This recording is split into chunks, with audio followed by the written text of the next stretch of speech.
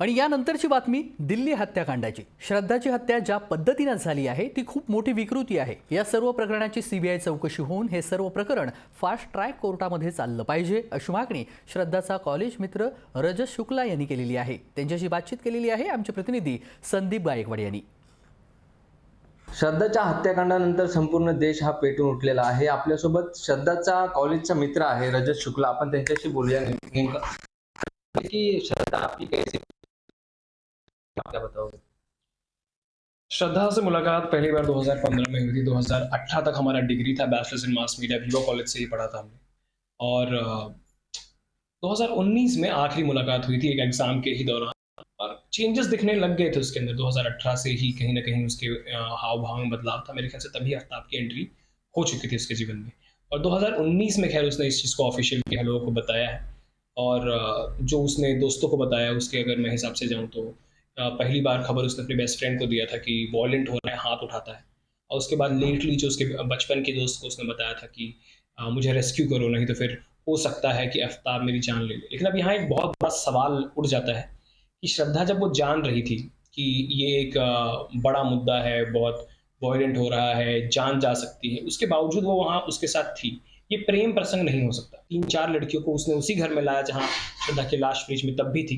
तो इससे समझ में आता है कि ये केस बहुत बड़ा है। अब इसमें ये समझना होगा कि श्रद्धा को क्या कोई बहुत बड़ी ब्लैकमेलिंग थी जिसकी वजह से श्रद्धा उसके साथ थी, या क्या है, ये मेरे ख्याल से बहुत बड़ा सवाल है। इसका जवाब जानना बहुत ज़रूरी है।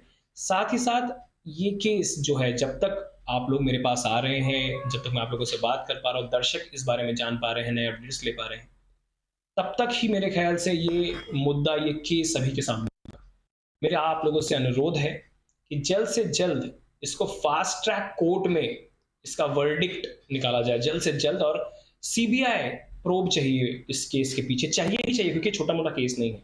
ये कोई ब्रेकअप का केस नहीं है, ये कोई एक नॉर्मल मर्डर का केस नहीं है। 35 टुकड़े कोई इंसान करता है, फिर भी उसी घर में रहता है, उसको इतना कॉन्फिडेंस है। हो सकता है इस लड़के ने इसके पहले भी बहुत सारे मर्डर्स किए हो सकता है इसके बाद भी वो करता अगर पकड़ा ना जाता। और वो इतना प्रोफेशनल है, उसने 35 टुकड़े जंगल में यूं बिखेरे आज तक, अभी तक। ये बात सोचकर दिल दहल जाता है कि श्रद्धा का अभी तक सर नहीं मिला है। आप सोचिए कितना क्रूर हो सकता है कोई।